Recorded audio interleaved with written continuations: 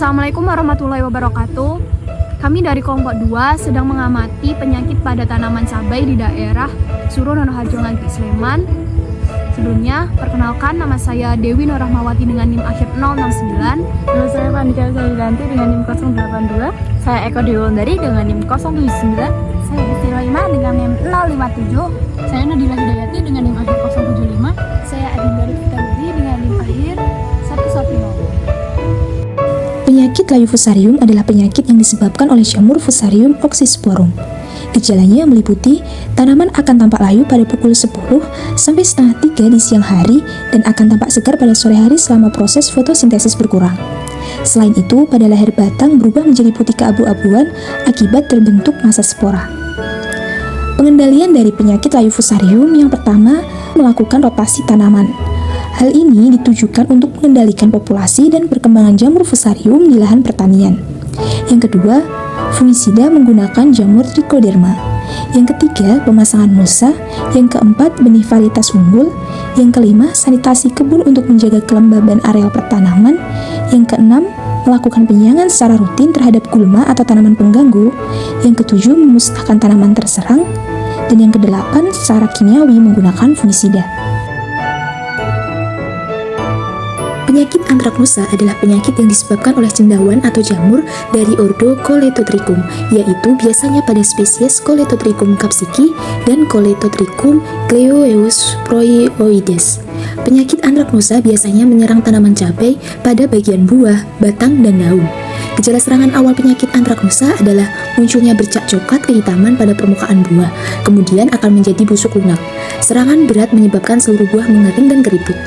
Cara pengendalian penyakit antraknosa antara lain adalah pengendalian secara bercocok tanam yang meliputi penggunaan bibit yang sehat, pergiliran tanaman, perbaikan drainase, dan penentuan waktu tanam. Pengendalian secara kimiawi dapat dilakukan dengan menggunakan fungisida yang efektif yang telah diizinkan oleh Menteri Pertanian. Sedangkan pengendalian secara fisik atau mekanik dapat dilakukan dengan cara eradikasi selektif serta sanitasi kebun.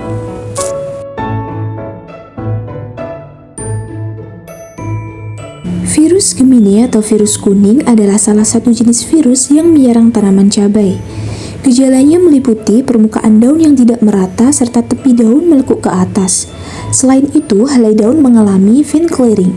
Dimulai dari daun-daun pucuk, berkembang menjadi warna kuning yang jelas, tulang daun menebal, dan daun menggulung ke atas atau kaping. Pengendalian dari virus Gemini yang pertama, mengolah lahan dengan baik dan pemupukan yang berimbang. Kedua, menggunakan varietas bibit yang sehat. Ketiga, mengatur waktu tanam, rotasi tanam, dan jarak tanam. Keempat, melakukan eradikasi tanaman sakit. Kelima, melakukan sanitasi lingkungan. Keenam, penggunaan mulsa perak di dataran tinggi dan jerami di dataran rendah. Ketujuh, pengendalian dengan insektisida kimiawi secara bijaksana. Dan yang kedelapan, pelepasan predator Menocylus segmaculatus.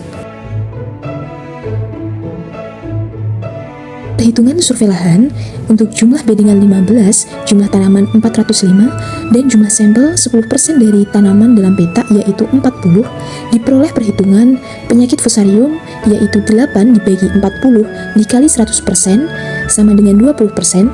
Untuk penyakit Gemini, 4 dibagi 40 dikali 100% sama dengan 10%, dan penyakit antraknosa, 5 dibagi 40 dikali 100% sama dengan 12,5%.